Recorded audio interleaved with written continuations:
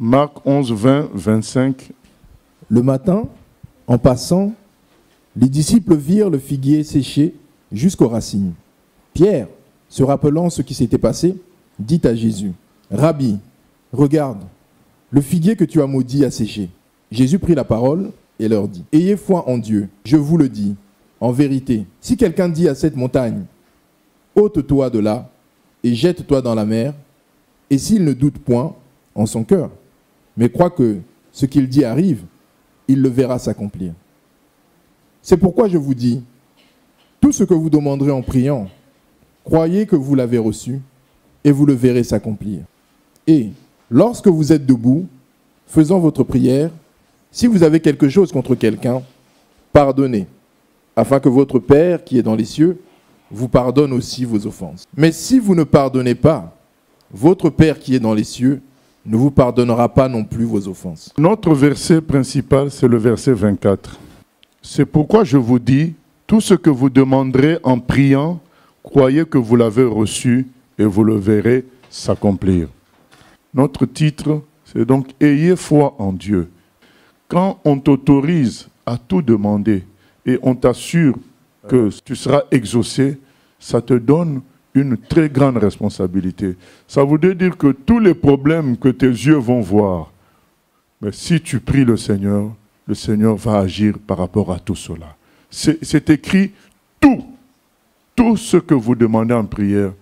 Marc 11, 24, c'est vraiment le sommet de la foi. C'est-à-dire que si tu as vraiment foi en Dieu, tu pratiqueras Marc 11, 24. C'est pourquoi Jésus commence en disant « Ayez foi en Dieu ». Nous avons perdu beaucoup de temps à murmurer, à pleurer, à accuser d'autres personnes comme quoi ils nous freinent. C'est faux tout ça. Le vrai problème, c'est qu'on n'a pas foi en Dieu. Comment on peut te donner un chèque en blanc et que tu ne fasses rien? C'est que tu n'y crois pas. Marc 11, 24, c'est un chèque en blanc. Ça résout tout. Tu as un problème de péché, tu demandes à Dieu. Tu as un problème d'argent, il dit tout ce que vous demandez en prière, croyez que vous l'avez obtenu. Vous le verrez. Demande. Les enfants n'obéissent pas. Demande à Dieu qu'ils obéissent. Il y a le chômage dans ta ville. Demande à Dieu que ça change. Au fait, Marc 11, 24 fait que tu es le seul coupable. C'est ça le vrai problème que nous avons. Nous n'avons pas vraiment foi en Dieu.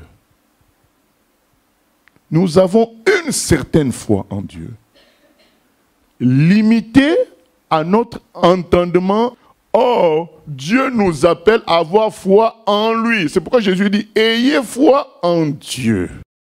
N'ayez pas une logique sur Dieu, mais reposez-vous sur lui. La vraie foi ne peut pas venir d'un homme.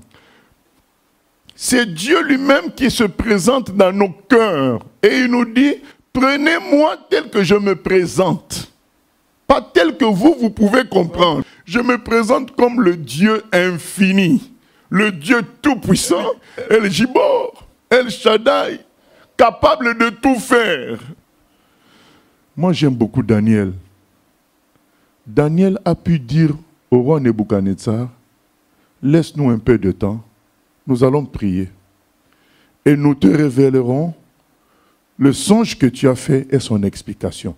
Comment on peut avoir ce courage-là de penser qu'on va avoir le film du songe de quelqu'un d'autre et lui donner l'explication? Ça, je dis, voilà quelqu'un qui croyait en Dieu.